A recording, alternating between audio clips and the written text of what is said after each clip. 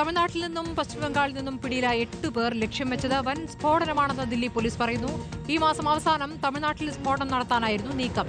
Lashkar E തയ്യബയുടെ sleeper cell പ്രവർത്തകരായിരുന്നു ഇവരെന്നാണ് വിവരം. YS Abhinand വിവരങ്ങളുമായി. അഭിനന്ദ്, ഇപ്പോൾ 8 പേർ, ആ പിടിയിലായ 8 പേരെ കുറിച്ച് ദില്ലി പോലീസ് പറയുന്നത് എന്താണ്?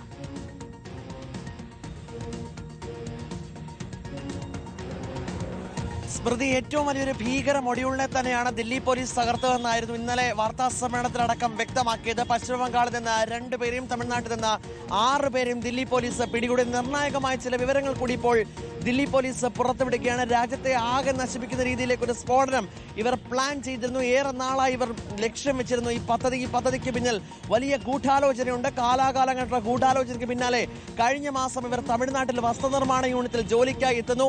അവിടെ ഇരുന്നു കൊണ്ട് തെക്ക് മുതൽ, രാജ്യത്തിന്റെ തെക്ക് ഭാഗം മുതൽ ഇങ്ങനെ വടക്ക് ഭാഗം വരെ വ്യാപകമായ സ്ഫോടനം നടത്താനുള്ള ഗൂഢാലോചനയും പദ്ധതിയും ഒക്കെ ഇട്ടിരുന്നതായിട്ടുള്ള വിവരമാണ് നിലവിൽ വ്യക്തമാക്കുന്നത്. ജമ്മു കാശ്മീർ സ്വദേശിയായിട്ടുള്ള ഈ ലഷ്കർ ഇ തൊയ്ബയുടെ സ്ലീപ്പർ സെൽ പ്രവർത്തകനായി ഉള്ള ഒരു ആളുമായിട്ട് സെയ്ഫ് അബ്ദുള്ള എന്നാണ് അദ്ദേഹത്തിന്റെ പേര്, അയാളുടെ പേര്. പക്ഷേ അത് കൃത്യമായി തന്നെ ഇപ്പോഴും പോലീസ് വ്യക്തമാക്കിയിട്ടില്ല. ഈ സെയ്ഫ് അബ്ദുള്ള ഇവരെയൊക്കെ നിയന്ത്രിച്ചിരുന്നു. ഈ നിയന്ത്രിച്ചതിന് ഓരോ വിവരങ്ങളും കൈമാറിയിരുന്നത് ഈ ജമ്മു കാശ്മീർ സ്വദേശിക്കായിരുന്നു. ജമ്മു കാശ്മീർ സ്വദേശിക്ക് പാകിസ്ഥാനിലെ ലഷ്കർ ഇ തൊയ്ബയുമായിട്ടും ഒപ്പം തന്നെ പ്രധാനപ്പെട്ട ചില ചാര സംഘടനകളുമായിട്ടുള്ള ബന്ധമാണ് ഇത്തരത്തിലുള്ള വലിയ ഗൂഢാലോചനയും പദ്ധതിയും ഇട്ടിരുന്നതെന്നുള്ള വിവരമാണ് പുറത്തുവരുന്ന. രാജ്യവ്യാപകമായിട്ടുള്ള സ്ഫോടനം നടത്തുവാൻ ഇവർ നിശ്ചയിച്ചിരുന്നതായും പദ്ധതി ഇട്ടിരുന്നതുമായിട്ടുള്ള വിവരങ്ങൾ ഇപ്പോൾ എന്തായാലും വിശദമായിട്ടുള്ള ചോദ്യം ചെയ്യലിലേക്ക് കടന്നിട്ടുണ്ട്. ഈ വസ്ത്രനിർമ്മാണ യൂണിറ്റിൽ ജോലി കൊടുത്ത മുതലാളിയടക്കം ചോദ്യം ചെയ്യാനുള്ള തീരുമാനത്തിലേക്ക് കൂടി നിലവിൽ ദില്ലി പോലീസ് കടന്നിരിക്കുകയാണ്. ഉടൻ തന്നെ വാർത്താ സമ്മേളനത്തിൽ കൂടുതൽ വിശദാംശങ്ങൾ പുറത്തു വരികയും ചെയ്യും. സ്മൃതി,